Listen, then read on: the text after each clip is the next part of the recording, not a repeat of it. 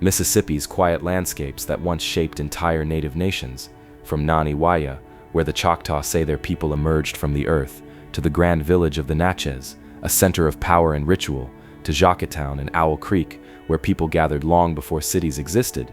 These sites are not ruins, they are memories still rooted in the land. Nani Waiya Mound sits quietly in the woods of central Mississippi, low and wide, easy to miss if you don't know what you're looking for. At first glance, it doesn't feel dramatic. There are no towering stones, no sharp angles, no obvious signs of mystery. It looks like a natural rise in the land. But for the Choctaw people, and for anyone who takes time to listen, this place carries one of the deepest origin stories in North America.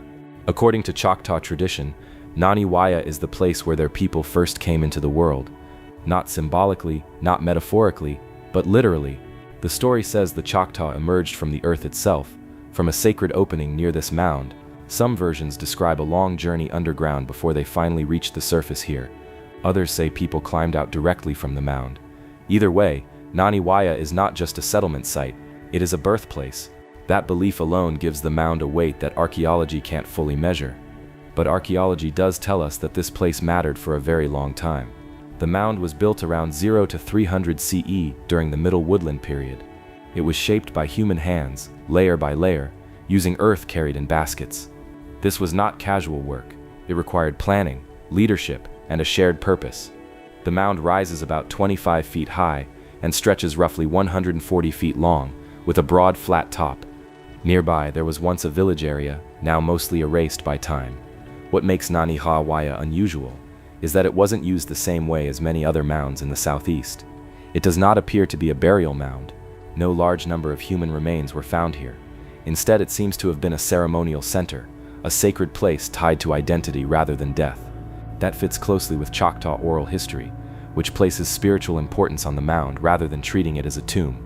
For generations, Choctaw people returned to Nani Waya for ceremonies, gatherings, and remembrance.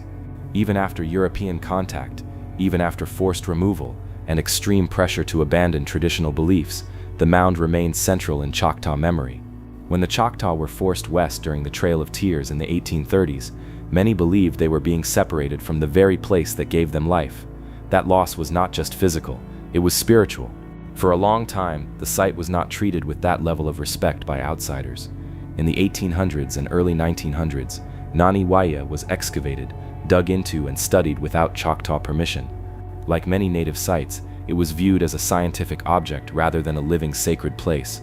Parts of the surrounding area were damaged by farming and looting. The mound survived, but not untouched.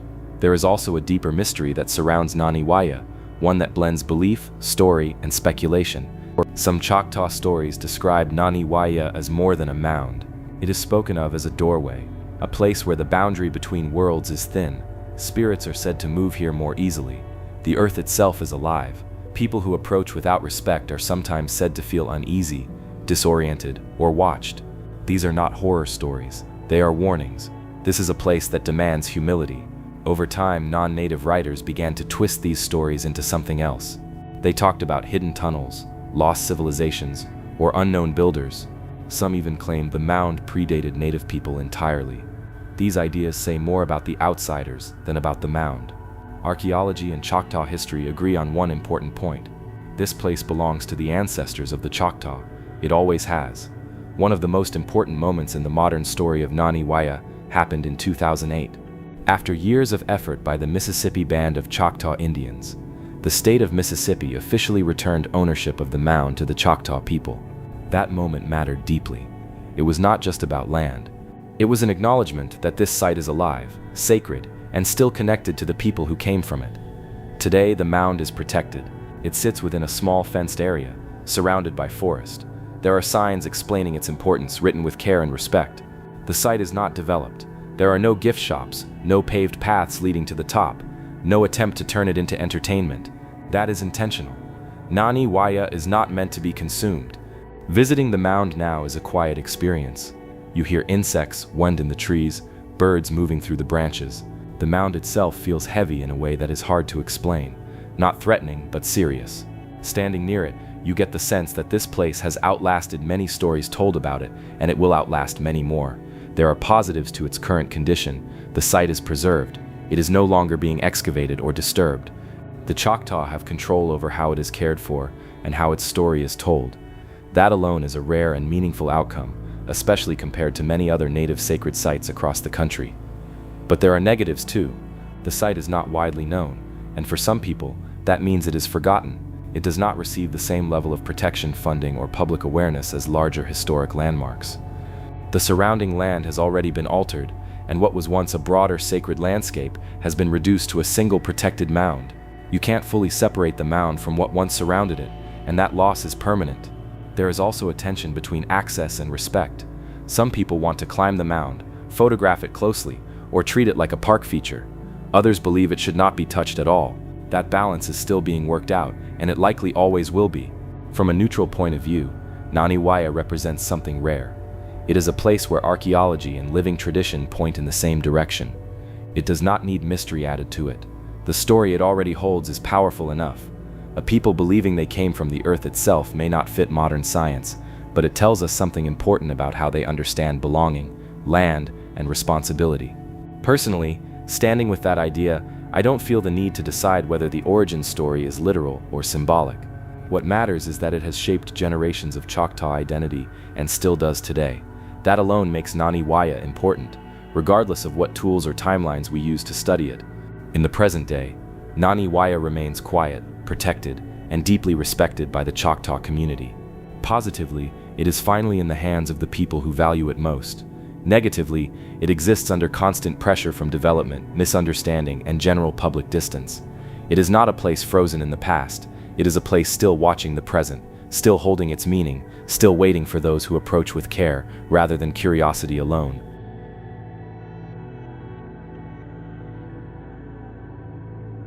Grand Village of the Natchez. The Grand Village of the Natchez does not feel hidden. It sits in plain view on a bluff overlooking the Mississippi River in present-day Natchez, Mississippi. And yet, for a place with so much history, it often feels strangely quiet, like its importance has faded in the noise of modern life. You can stand there today, looking out over the river, and it's hard to imagine that this was once the heart of one of the most powerful native societies in the Southeast. This site was the political, spiritual, and ceremonial center of the Natchez people.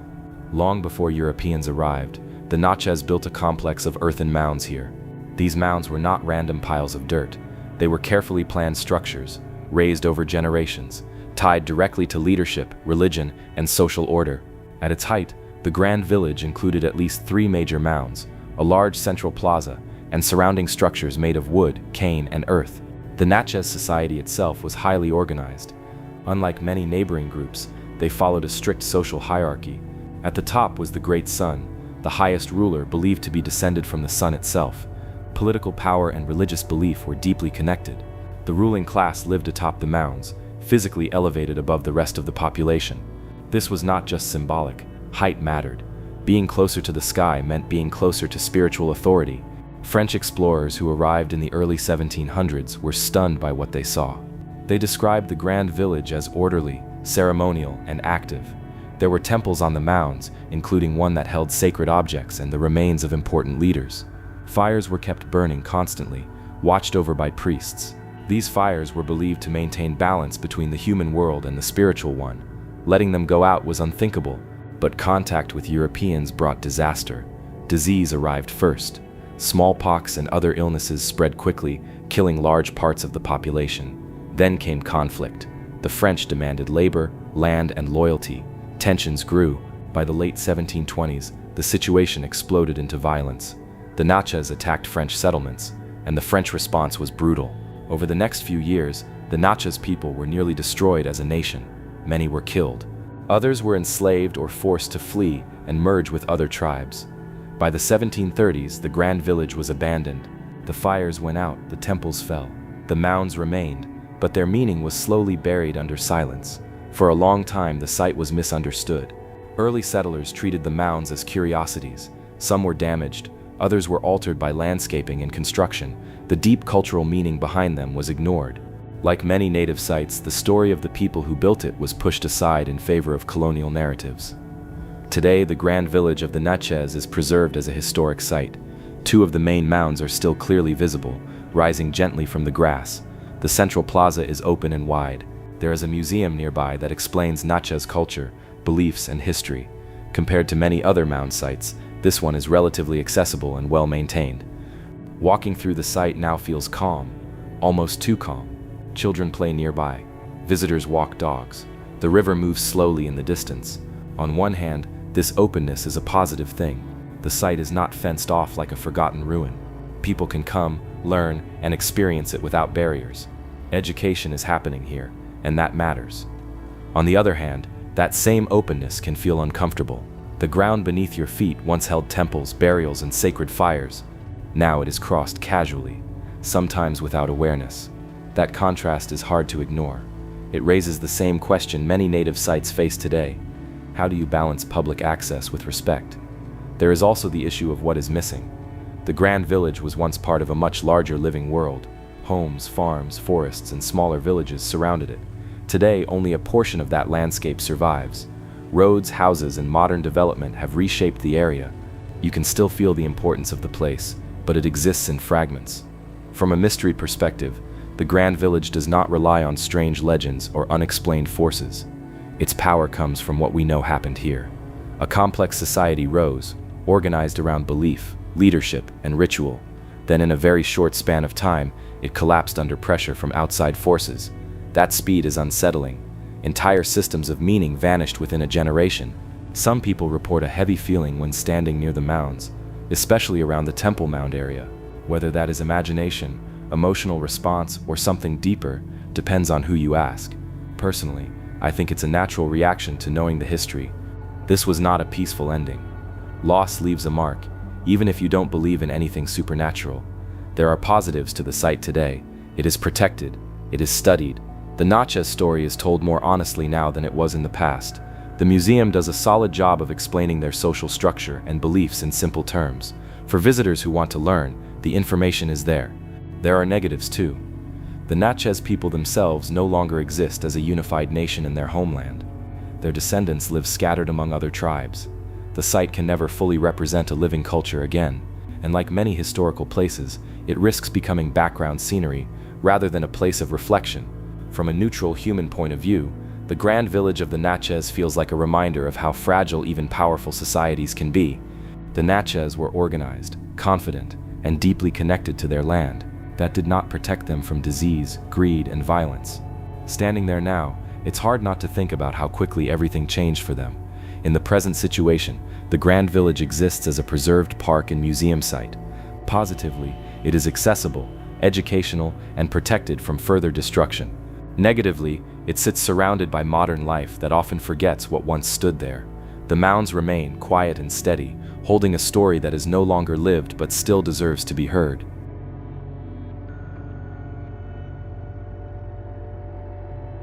Jaketown site.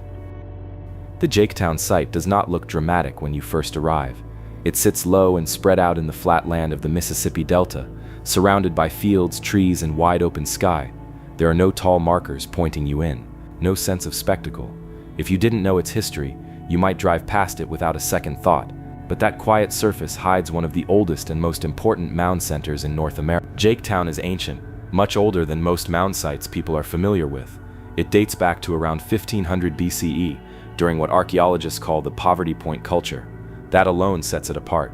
This site was active thousands of years before large farming societies developed in the region. The people who gathered here were still hunters and gatherers, yet they organized labor on a scale that seems almost impossible for that time. At its peak, Jaketown was not a village in the way we usually imagine one. It was more of a ceremonial gathering place. People came here seasonally, possibly from many miles away. They built mounds, held rituals, traded goods, and then left again. The site eventually included at least 12 mounds, some large, some small, spread across a wide area. Many of these mounds were connected by open spaces that likely served as plazas. One of the most important clues to Jaketown's role comes from what was found there. Archaeologists uncovered massive numbers of stone tools, spear points, and worked objects made from materials that did not come from the local area: stone from the Appalachians, copper from the Great Lakes region. These items tell a clear story. Jaketown was part of a huge trade network, long before written history, long before roads, long before cities. This raises a simple but unsettling question. How did people without farming, without metal tools, without beasts of burden, organize something like this. The mounds were built by hand, basket by basket. Earth was carried, placed, shaped, and reshaped over generations. No single person could have ordered this work alone. It required shared belief, shared purpose, and leadership that people willingly followed. Unlike later mound sites, Jaketown does not show clear signs of permanent homes or long-term settlement. That adds to its mystery. People came here not to live, but to participate. Something drew them in. Something made this place important enough to return to again and again for centuries. Some researchers believe Jaketown was a ritual center tied to seasonal events, like floods, migrations, or astronomical cycles. Others think it served as neutral ground, a place where different groups could gather safely to trade and resolve conflicts. There may not be a single answer. It could have been all of these things at different times. What we do know is that Jaketown mattered long before later cultures built famous sites like Cahokia. It shows that complex social organization did not suddenly appear. It developed slowly, guided by ideas we still don't fully understand. Over time, Jaketown declined. The reasons are unclear. Environmental changes, shifting trade routes, or cultural evolution may have played a role. Eventually, people stopped coming. The mounds remained, but the gatherings ended. By the time Europeans arrived in the region thousands of years later, Jaketown was already ancient history. Like many native sites, Jaketown suffered damage after contact. Parts of the site were plowed for farming. Some mounds were leveled or reduced. Artifacts were removed, sometimes studied, sometimes lost. For decades, the land was treated as useful property rather than sacred ground. Today, Jaketown is protected as a state archaeological site. Several mounds are still visible, rising gently from the landscape. Others exist only as low shapes or faint outlines. There is very little development here. No large visitor center, no crowds, just signs, paths, and the land itself. Walking the site now feels isolated. The delta stretches wide around you.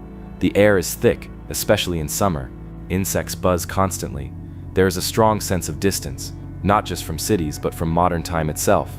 It's easy to feel small here. That quiet is both a positive and a negative. On the positive side, the site feels respected. It hasn't been turned into an attraction. You are free to walk, think, and absorb without distraction. The mounds still feel connected to the land around them, which matters for a place built by people deeply tied to nature. On the negative side, that same quiet means Jaketown is largely unknown. Many people have never heard of it. Funding and public attention are limited. Without awareness, protection can weaken over time. Preservation depends on continued interest, and sites like this often struggle to hold it. There is also the issue of loss. Several mounds are gone forever. The full layout of the site can only be guessed at now. What remains is a partial story, enough to impress but not enough to fully understand. From a mystery point of view, Jaketown challenges our assumptions. It shows that people we label as simple were capable of complex thought, long-distance connection, and shared ritual life. There is nothing primitive about organizing thousands of people to move Earth for reasons that go beyond survival. Some visitors report feeling a strange calm here. Others feel unease. Personally, I think those reactions come from standing in a place where purpose once mattered deeply, even if we no longer know what that purpose was. The absence of answers creates its own tension. There are no dramatic legends tied to Jaketown, no monsters, no curses, and that almost makes it more powerful. The mystery isn't about fear, it's about understanding how human cooperation began, and how belief can shape landscapes without leaving written words behind. From a neutral human perspective, Jaketown feels like a reminder that history didn't start with cities or kings. It started with people gathering, sharing meaning, and building things together because they believed it mattered.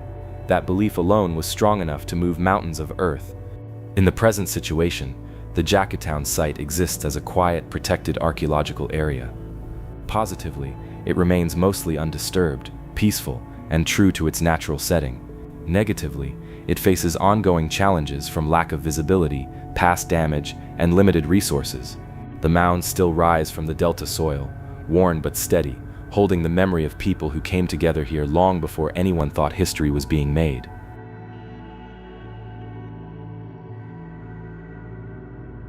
Owl Creek Mounds. Owl Creek Mounds sits in the rolling land of northeastern Mississippi, not far from the Tennessee border. It doesn't announce itself loudly. There are no massive earthworks visible from far away, no dramatic skyline. Instead, the site reveals itself slowly, almost politely, as you walk among the trees and open grass, and yet this quiet place once held deep meaning for the people who built it. The Owl Creek Mounds were constructed during the late woodland period, roughly between 1100 and 1300 CE. This places them right at an important turning point in Native history, just before the rise of large Mississippian cities like Cahokia. That timing matters, because Owl Creek shows us a society in transition. These people were not simple villagers, but they were not yet living in massive urban centers either. They were experimenting with ceremony, power, and shared identity. The site includes 5 main mounds arranged around an open plaza. The layout feels intentional. Nothing is random here. The mounds are positioned to face inward, toward the central space, suggesting that gatherings, rituals, or events happened in that open area. This was not a place meant for private living. It was a place meant for people to come together. Unlike later Mississippian mounds, the ones at Owl Creek are relatively modest in height. They rise gently rather than sharply. This suggests a different social structure. Power here may have been more shared, or at least less visually dominant. There is little evidence of elite residences or grand temples sitting permanently on top of the mounds. Instead, the mounds appear to have supported ceremonial structures that were built, used, and then removed or rebuilt over time. What happened in those ceremonies is still mostly unknown. There are no written records, no clear symbols carved into stone. What we have are patterns, burned areas suggesting controlled fires, post holes showing temporary structures, artifacts that hint at ritual use rather than everyday life. All of it points to Owl Creek being a sacred gathering place rather than a permanent town. One of the most interesting things about Owl Creek is what is missing. There are very few signs of long-term housing nearby. This was not where people lived year-round. Like Jaketown, people likely traveled here from surrounding communities for specific events. That tells us these gatherings mattered enough to justify long journeys on foot, carrying supplies, children, and offerings. Some researchers believe Owl Creek served as a regional ceremonial center, possibly tied to seasonal cycles or important social decisions. It may have been a place where alliances were formed, disputes settled, and shared beliefs reinforced. In societies without written law, these gatherings were essential. Ritual was not separate from politics. It was how order was maintained. At some point around the 1300s, activity at Owl Creek stopped. There is no clear sign of violence or destruction. The site was not burned or abandoned suddenly. It simply faded from use. People moved on. New centers rose elsewhere. This quiet ending is one of the more haunting parts of the story. A place that mattered deeply for generations can simply stop being needed. After European contact, Owl Creek faced a familiar fate.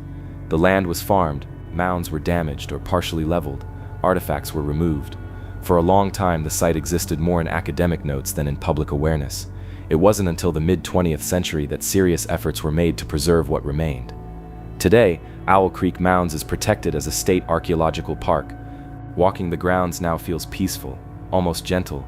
Trees line the edges, the grass is maintained. The mounds rise softly from the earth, clearly shaped but not imposing. There are walking paths and signs that explain the site's history in simple terms. One of the biggest positives of the site today is how intact it still feels. Despite past damage, the layout is readable. You can stand in the plaza and see how the mounds relate to each other. You can imagine people gathering there, facing inward, sharing something important. The site has not been overdeveloped. There are no intrusive buildings. The land still speaks for itself. Another positive is accessibility. The park is open to the public, free to visit, and easy to walk. For people curious about Native history but intimidated by larger or more crowded sites, Owl Creek offers a quiet entry point. It invites reflection rather than spectacle. But there are negatives too. Like many smaller mound sites, Owl Creek suffers from limited visibility. It is not widely promoted. Many visitors stumble upon it by accident. That lack of attention can be dangerous in the long run. Sites that are not well known are often the first to lose funding or protection. There is also the issue of interpretation. While the signs provide basic information, much of the deeper story remains untold. Without a strong connection to descendant communities in the public presentation, the site can feel disconnected from living Native identity. It risks being seen as something finished, rather than something that still matters. From a mystery standpoint, Owl Creek raises questions rather than offering answers. Why this location? Why this layout? What beliefs held people together strongly enough to build and return, yet loosely enough to leave without conflict? These questions don't have dramatic endings, and that's part of their power. Some visitors describe feeling calm here. Others describe a sense of emptiness. Personally, I think Owl Creek feels unfinished, like a sentence that ends quietly instead of with a period. There is no tragedy carved into the land, but there is absence. You can feel that something once filled this space completely, and now it does not. From a neutral human perspective, Owl Creek shows how societies change without collapsing. Not every story ends in disaster. Sometimes people simply move on, carrying parts of their beliefs with them to new places. That kind of change is harder to notice, but just as important. In the present situation, Owl Creek Mounds exists as a calm, protected archaeological park. Positively, it is preserved, accessible, and still readable as a ceremonial landscape. Negatively, it remains under-recognized and vulnerable to being forgotten. The mounds still sit quietly around their empty plaza, holding the shape of gatherings that ended centuries ago, waiting for visitors who are willing to slow down and listen.